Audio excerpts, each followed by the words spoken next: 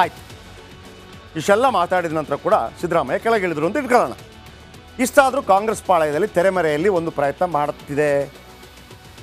ಸಿದ್ದರಾಮಯ್ಯನವರೇ ಇರಬೇಕು ಅಂತ ಎಲ್ಲರೂ ಬಯಸ್ತಾರ? ಬಾಕಿದವರೇನು ಸನ್ಯಾಸಿಗಳ? ಡಿ ಕೆ ಶಿವಕುಮಾರ್ಗೂ ಆಸೆ ಇದೆ, ಆಮೇಲೆ ಪರಮೇಶ್ವರ್ಗೆ ಆಸೆ ಇದೆ, ಸತೀಶ್ ಜಾರಕಿಹೊಳಿಗೆ ಆಸೆ ಇದೆ. ಒಂದು ವೇಳೆ ಸಿದ್ದರಾಮಯ್ಯ ವಿರುದ್ಧದ ಮೂಢ ಹಗರಣ ವಿಕೋಪಕ್ಕೆ ಹೋಯಿತು, BJP ಯಾವ ರೀತಿ ಗಲಾಟೆ ಮಾಡುತ್ತೆ, ಯಾವ ರೀತಿ ಅದನ್ನು ತಗೊಂಡೋಗುತ್ತೆ, ಹೈಕಮಾಂಡ್ ಯಾವ ರೀತಿ BJPಗೆ ಸಪೋರ್ಟ್ ಮಾಡುತ್ತೆ ಎಲ್ಲವೂ ಆಗಿ ಕೊನೆಗೆ ಸಿದ್ದರಾಮಯ್ಯನವರ ರಾಜೀನಾಮೆ ಪಡೆಯದೆ ವಿಧಿ ಇಲ್ಲ ಅಂತ ಆಯಿತು. ಕೆಳಗಿಳಿದ್ರು, ರಾಜೀನಾಮೆ ಪಡೆದ್ರು. ಏನಾಗುತ್ತೆ? ಹಾಗೇನಾದರೂ ಆದರೆ ಪರ್ಯಾಯ ನಾಯಕನ ಸ್ಥಾನಕ್ಕೆ ರೇಸ್ ಆರಂಭ ಆಗುತ್ತೆ. ನೆಕ್ಸ್ಟ್ ಮುಖ್ಯಮಂತ್ರಿ ಯಾರು? ಆ ರೇಸ್ನಲ್ಲಿ ಸಹಜವಾಗಿ ಉಪಮುಖ್ಯಮಂತ್ರಿ ಡಿ ಕೆ ಶಿವಕುಮಾರ್ ಲೀಡಲ್ಲಿರ್ತಾರೆ. ನಾನು ನೆಕ್ಸ್ಟ್. ಆಗ ಸಿದ್ದರಾಮಯ್ಯ ಒಂದು ಖತರ್ನಾಕ್ ದಾಳ ಉರುಳಿಸುವ ಸಾಧ್ಯತೆ ಇದೆ. ಏನು ದಾಳ? ಬನ್ನಿ ಹೇಳ್ತೀನಿ. ಆಗ ಪರಮೇಶ್ವರ್ CM ಆಗ್ತಾರ? ಹೇಗೆ? ಸಿದ್ದರಾಮಯ್ಯ ಬೆಂಬಲಿಗರಿಗೆ ಡಿ ಕೆ ಶಿ ಕಂಡ್ರೆ ಆಗಲ್ಲ. ಈಗ ಇವರಿಬ್ಬರು ಸಪೋರ್ಟ್ ಮಾಡ್ತಾ ಇದ್ದಾರೆ, ಅದು ಬೇರೆ ವಿಚಾರ. ಡಿ ಕೆ ಶಿಯನ್ನು CM ಮಾಡ್ತೀನಿ ಅಂತ ತಕ್ಷಣ ಸತೀಶ್ ಜಾರಕಿಹೊಳಿ, MB ಪಾಟೀಲು, ಪರಮೇಶ್ವರು, ರಾಜಣ್ಣ ಇವರೆಲ್ಲ ಬಿಟ್ಬಿಡ್ತಾರ? ನೋ ವೇ, ಚಾನ್ಸೇ ಇಲ್ಲ.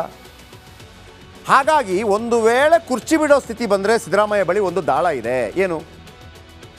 ಅದೇ ದಲಿತರಿಗೆ ಮುಖ್ಯಮಂತ್ರಿ ಪಟ್ಟ ಕೊಡಿ ಅಂತ ಹೇಳೋದು. ಯಾರಿಗೆ? ಆಗ ಡಿ ಕೆ ಶಿವಕುಮಾರ್ ಸೈಡ್ಗೆ ಹೋಗ್ತಾರೆ, ಪರಮೇಶ್ವರ್ ಎಂಟ್ರಿ ಕೊಡ್ತಾರೆ. ಪರಮೇಶ್ವರ್ ಬಿಟ್ಟರೆ ಇನ್ನೊಬ್ರು ಇದ್ದಾರೆ. ಯಾರು? ಸತೀಶ್ ಜಾರಕಿಹೊಳಿ. ನಿಮ್ಗೆ ಅರ್ಥ ಆಯ್ತಾ?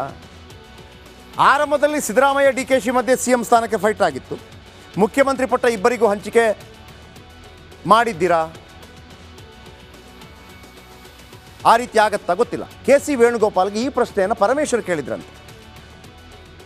ಒಂದು ವೇಳೆ ಸಿದ್ದರಾಮಯ್ಯ ಕೆಳಗಿಳಿದ್ರೆ ಪರಮೇಶ್ವರ್ ಬಂದು ಕೇಳೋ ಸಾಧ್ಯತೆ ಇದೆ. ಅವತ್ತೇ ಕೇಳಿದಾರಂತೆ, ನೀವು ಅವರಿಬ್ಬರಿಗೆ ಶೇರ್ ಮಾಡಿದ್ದೀರಾ, ಅವರಿಬ್ಬರಾಗ ನಾನು ಹಾಕ್ತೀನಿ, ಯಾಕೆ ತಂದ್ರಂತೆ. ನೋಡಿ ಈಗ ಯಾಕೆ ಈ ವಿಷಯ ಅಂತ ವೇಣುಗೋಪಾಲ್ ಕೇಳಿದ್ರಂತೆ ಅವತ್ತು.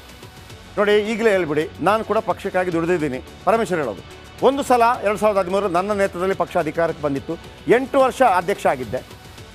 CM ಸಿದ್ದು ಪಟ್ಟ ಬಿಡೋದಾದರೆ ನಾನು ಆ ಜಾಗಕ್ಕೆ ಸ್ಪರ್ಧಿ ಇದ್ದೇನೆ ಮಾಡಿ. KC ವೇಣುಗೋಪಾಲ್ ಬಳಿ ಹೇಳಿಕೊಂಡ್ರಂತೆ ಪರಮೇಶ್ವರ್.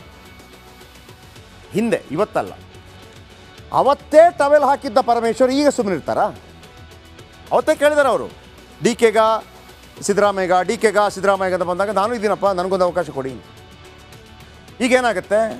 ಅತ್ತ ಸತೀಶ್ ಜಾರಕಿಹೊಳಿಗೂ CM ಕುರ್ಚಿ ಮೇಲೆ ಕಣ್ಣಿದೆ. ಬೆಳಗಾವಿ ಸಾವುಕಾರ ರೇಸ್ನಲ್ಲಿ ಕಾಣಿಸ್ಕೊಳ್ಳೋದು ಗ್ಯಾರಂಟಿ ಇದೆ, ನಮ್ಗೆ ಕೊಡಿ ಅಂತೇಳಿ. ಸಿದ್ದರಾಮಯ್ಯ ಕೆಳಗಿಳಿದ್ದಾರೆ. ಈಗೇನಾಗುತ್ತೆ? ಒಂದು ಕಡೆ ಪರಮೇಶ್ವರು, ಒಂದು ಕಡೆ ಸತೀಶ್ ಜಾರಕಿಹೊಳಿ, ಒಂದು ಕಡೆ ಡಿ ಕೆ ಶಿವಕುಮಾರ್. ತಲೆ ನೋವಾಗ್ಬಿಡುತ್ತೆ. ಯಾರಿಗೆ? ಕಾಂಗ್ರೆಸ್ ಹೈಕಮಾಂಡ್ಗೆ ತಲೆ ಗೊಬ್ಬರ ಆಗಿಬಿಡುತ್ತೆ. ಆಗ ಒಬ್ಬರು ಎಂಟ್ರಿ ಕೊಡ್ತಾರೆ. ಯಾರು?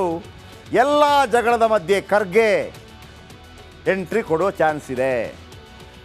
ಒಂದು ವೇಳೆ ಖರ್ಗೆ ಎಂಟ್ರಿ ಕೊಟ್ಟರೆ ಡಿ ಕೆ ಶಿವಕುಮಾರ್ ಸೈಡ್ಗೆ ಹೋಗ್ತಾರೆ, ಪರಮೇಶ್ವರ್ ಸೈಡ್ಗೆ ಹೋಗ್ತಾರೆ, ಸತೀಶ್ ಜಾರಕಿಹೊಳಿ ಸೈಡ್ಗೆ ಹೋಗ್ತಾರೆ. ಯಾಕೆಂದರೆ ಖರ್ಗೆ ಅವರನ್ನು ಎದುರಾಕೊಳ್ಳೋ ಮನಸ್ಸು ಯಾರಿಗೂ ಇಲ್ಲ. ಆಮೇಲೆ ಖರ್ಗೆ ಹಿರಿಯರು, ಅವ್ರಿಗೊಂದು ಮರ್ಯಾದೆ ಸಿಗಬೇಕು ಅಂತೇಳಿ ಎಲ್ಲರೂ ಒಪ್ಕೋತಾರೆ. ಆಮೇಲೆ ಖರ್ಗೆ ಅವರನ್ನು ಪದಚ್ಯುತಗೊಳಿಸೋದಕ್ಕೆ BJP ಕೂಡ ಹಿಂದೆ ಮುಂದೆ ನೋಡುತ್ತೆ.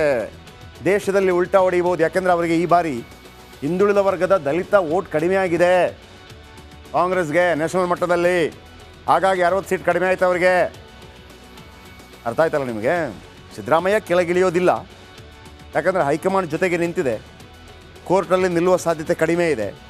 ಕೆಳಗಿಳಿಯುವ ಸಂದರ್ಭದಲ್ಲಿ ಡಿ ಕೆ ಶಿವಕುಮಾರ್ ಟವೆಲ್ ಹಾಕಕ್ಕೆ ಹೋದರೆ ಸಿದ್ದರಾಮಯ್ಯ ಆಪ್ತರು ಬಿಡಲಿಕ್ಕಿಲ್ಲ. ಪರಮೇಶ್ವರ್ ಎಂಟ್ರಿ ಕೊಡ್ಬೋದು, ಆಗ ಸತೀಶ್ ಜಾರಕಿಹೊಳಿ ಎಂಟ್ರಿ ಕೊಡ್ಬೋದು, ಆಗ ಜಗಳ ಆಗ್ಬೋದು. ಆಗ ಜಗಳ ಆದಾಗ ಖರ್ಗೆ ಅವರು ಒನ್ ಆ್ಯಂಡ್ ಓನ್ಲಿ ಆಗಿ ಎಂಟ್ರಿ ಕೊಡ್ತಾರೆ. ನೆಕ್ಸ್ಟ್ ಅದು ನೀವು ಒತ್ತಡ ಹಾಕಿದ್ದು ಅಂತ ಮಾತ್ರ. ಆದರೆ ಅದಕ್ಕೆ ಪ್ರೂಫ್ ಎಲ್ಲಿದೆ ಒತ್ತಡ ಹಾಕಿದ್ದಾರೆ ಅಂತ? ಅರ್ಥ ಆಯ್ತಾ? BJP ಕಾಂಗ್ರೆಸ್ ಅವರ ಹೋರಾಟ ಬಿಟ್ಟಾಕಿ ನಾನು ಕಾರಣಾತ್ಮಕವಾಗಿ ಹೇಳ್ತಾ ಇದ್ದೀನಿ, ಸೇಫ್ ಆಗ್ತಾರೆ ಸಿದ್ದರಾಮಯ್ಯ ಅಂತ.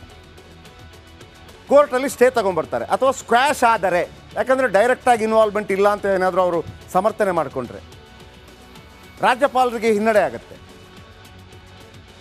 ಅವರು ಮತ್ತೆ ಮುಖ್ಯಮಂತ್ರಿ ಆಗ್ಬೋದು ರಾಜೀನಾಮೆ ಕೊಟ್ಟಿದ್ದರೆ. ಆದರೆ ಉದ್ದೇಶ ಏನಪ್ಪ ಅಂತಂದರೆ ಸಿದ್ದರಾಮಯ್ಯನವರಲ್ಲಿರುವಂಥ ಅಹಿಂದ ಟೀಮನ್ನೇ ಛಿದ್ರಗೊಳಿಸಿ ಅದನ್ನು ಬಿ ಜೆ ಪಿಗೆ ವರ್ಗಾವಣೆ ಮಾಡಬೇಕು ಅಂತ ಕೇಂದ್ರದವರ ಒಂದು ಚಿಂತನೆ ಆಗಿರ್ಬೋದು ಅಂತ ಕಾಂಗ್ರೆಸ್ನ ಆರೋಪ. ಆಗೇನು ಮಾಡಬೇಕು, ಈಗ ವಿಚಾರಣೆಗೆ ಕೊಟ್ಟರೆ ಇಲ್ಲೇ ಲೋಕಲ್ ಪೊಲೀಸರೇ ತನಿಖೆ ಮಾಡಬೇಕು. ಲೋಕಾಯುಕ್ತ ಇರ್ಬೋದು, ಮತ್ತೊಬ್ಬರು ಇರ್ಬೋದು, SIT ಇರ್ಬೋದು, ಅವರೇ ಮಾಡಬೇಕು. ಇವರು ರಾಜೀನಾಮೆ ಕೊಡದೇ ಇದ್ದರೆ ಅವರೆಲ್ಲ ಇವರಂಡ್ರಲ್ಲೇ ಬರ್ತಾರೆ, ಇವರು ಹೇಳ್ದಂಗೆ ಕೇಳ್ತಾರೆ ಅಲ್ವಾ? ಹೌದು. ಹಾಗಿದ್ರೆ ಯಾರು ಬರಬೇಕು? CBI ಬರಬೇಕು. CBI ಬರೋಕ್ಕಾಗತ್ತೆ ಇದಕ್ಕೆ? ರಾಜ್ಯಪಾಲರು ದೆಹಲಿಯಲ್ಲಿ ಒಬ್ಬ CBIನ ಪ್ರಭಾವಿ ನ್ಯಾಯವಾದಿಯನ್ನು ಭೇಟಿಯಾದ್ರಂತೆ. ಕೇಸ್ CBIಗೆ ನೀಡುವ ಹಕ್ಕು ನನಗಿದೆಯಾ ಅಂತ ಕೇಳಿದ್ರಂತೆ. ಯಾಕಂದರೆ ರಾಜ್ಯದಲ್ಲಿ ನಾನು ವಿಚಾರಣೆ ಕೊಟ್ಟರು ಕೂಡ ರಾಜ್ಯ ಪೊಲೀಸರೇ ಮಾಡಬೇಕು. ಅವರು ಸಿದ್ದರಾಮಯ್ಯ ಪರವಾಗಿ ಮಾತಾಡಿದರೆ ಹಾಗಾಗಿ ಕೇಂದ್ರ ತನಿಖಾ ಸಂಸ್ಥೆ ಕೊಡೋಣ, ನಾನು CBI ಕೊಡ್ಬೋದಾ ಅಂತ ಕೇಳಿದ್ರಂತೆ. ಆಗ ನ್ಯಾಯವಾದಿ ಹೇಳಿದ್ರೆ ನಿಮಗೆ CBI ಕೊಡೋಕ್ಕೆ ಬರಲ್ಲ ಸರ್, ನಿಮಗೆ ಬರಲ್ಲ. ಮತ್ತೇನು ಮಾಡೋದು? ಆದರೆ ಒಂದು ಚಾನ್ಸ್ ಇದೆ. ಏನು? CM ವಿರುದ್ಧ ವಿಚಾರಣೆಗೆ ಅನುಮತಿ ನೀವು ನೀಡ್ತೀರಲ್ವಾ, ವಿಚಾರಣೆಗೆ ಅನುಮತಿ ಕೊಡಿ. ಆಗ ಕೋರ್ಟ್ ಆ ಕೇಸನ್ನು ದಾಖಲಿಸಿಕೊಳ್ಳತ್ತೆ. ಅದೇ ವೇಳೆಗೆ ಹೈಕೋರ್ಟ್ಗೆ ಒಂದು ಸಾರ್ವಜನಿಕ ಹಿತಾಸಕ್ತಿ ಸಲ್ಲಿಸಬೇಕು, PIL ಸಲ್ಲಿಸಬೇಕು. ಮುಖ್ಯಮಂತ್ರಿ ವಿರುದ್ಧ ವಿಚಾರಣೆಗೆ ಅನುಮತಿ ನೀಡಿದರೆ ತನಿಖೆ ಮಾಡಿ ವರದಿ ಸಲ್ಲಿಸಬೇಕಾದವರು ಪೊಲೀಸರು. ಆದರೆ ಪೊಲೀಸ್ ಇಲಾಖೆ ಮುಖ್ಯಮಂತ್ರಿ ಅಧೀನದಲ್ಲಿದೆ. ಪೊಲೀಸರು ಪ್ರಾಮಾಣಿಕವಾಗಿ ತನಿಖೆ ಮಾಡೋದು ಡೌಟು. ಆಗ CBIಗೆ ವಹಿಸಬೇಕು ಅಂತ ಕೋರ್ಟಿಗೆ ಯಾರಾದರೂ ಬಂದು PIL ಹಾಕಬೇಕು. ಆಗ ನ್ಯಾಯಾಲಯ ಪುರಸ್ಕರಿಸಿದರೆ ಮುಖ್ಯಮಂತ್ರಿಗಳ ಈ ತನಿಖೆಯನ್ನು ರಾಜ್ಯ ಪೊಲೀಸರು ಬೇಡ CBI ಮಾಡಲಿ ಅಂತ ಹೇಳಿದರೆ CBI ಎಂಟ್ರಿ ಕೊಡುತ್ತೆ. ಆಗ ಸಿದ್ದರಾಮಯ್ಯನವರಿಗೆ ಕಿರಿಕಿರಿ ಆಗತ್ತೆ. ಹಾಗಾದರೆ ರಾಜೀನಾಮೆ ಕೊಡ್ತಾರಾ? ಕೆಳಗಿಳಿತಾರಾ? ನೋ, ಸಿದ್ದರಾಮಯ್ಯ ಸೇಫ್ ಇದ್ದಾರೆ ಇಲ್ಲಿ ತನಕ. ಹೇಳ್ತೀನಿ ಯಾಕೆ ಅಂತ. ಕರ್ನಾಟಕ ರಾಜಕಾರಣದಲ್ಲಿ ಬಿರುಗಾಳಿ ಎದ್ದಿದೆ. ರಾಜ್ಯಪಾಲ ಥಾವರ್ ಚಂದ್ ಗೆಹ್ಲೋಟ್ ಹೊತ್ತಿಸಿರೋ ಈ ಕಿಡಿ ರಾಜ್ಯ ರಾಜಕಾರಣದಲ್ಲಿ ಅಲ್ಲೋಲ ಕಲ್ಲೋಲ ಉಂಟು ಮಾಡಿದೆ. ಮೂಡ ಹಗರಣದ ಹಿನ್ನೆಲೆಯಲ್ಲಿ ಮುಖ್ಯಮಂತ್ರಿ ಸಿದ್ದರಾಮಯ್ಯ ಅವರಿಗೆ ಶೋಕಾಸ್ ನೋಟಿಸ್ ಜಾರಿ ಮಾಡಿದರು. ನಿಮ್ಮ ವಿರುದ್ಧ ಏಕೆ ವಿಚಾರಣೆಗೆ ಅನುಮತಿ ನೀಡಬಾರದು ಎಂಬುದಕ್ಕೆ ಒಂದು ವಾರದಲ್ಲಿ ಕಾರಣ ಕೊಡಿ ಅಂತ ಹೇಳಿದರು.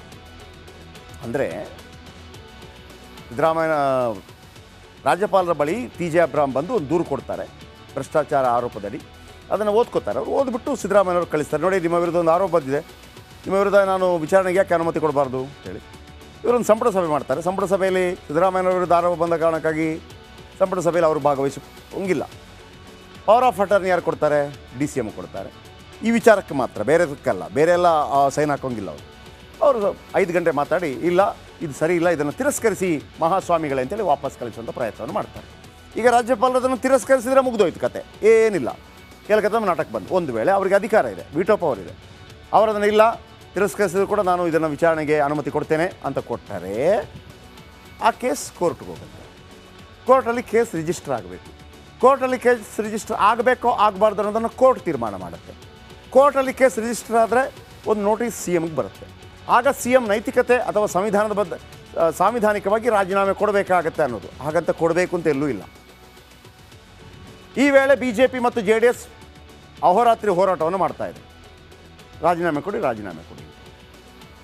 ಯಾವುದೇ ಹೋರಾಟಗಳಾದರೂ ಕೂಡ ಸಿದ್ದರಾಮಯ್ಯ ಬಗ್ಗೋ ರೀತಿ ಕಾಣ್ತಾ ಇಲ್ಲ. ಅವರು ಕೂಡ ಯಾವುದೋ ಒಂದು ಬಲವಾದ ಸಾಕ್ಷ್ಯವನ್ನು ಇಟ್ಕೊಂಡು ಕಾಡ್ತಾ ಇದೆ. ಯಾಕೆ ಬನ್ನಿ ಹೇಳ್ತೀನಿ.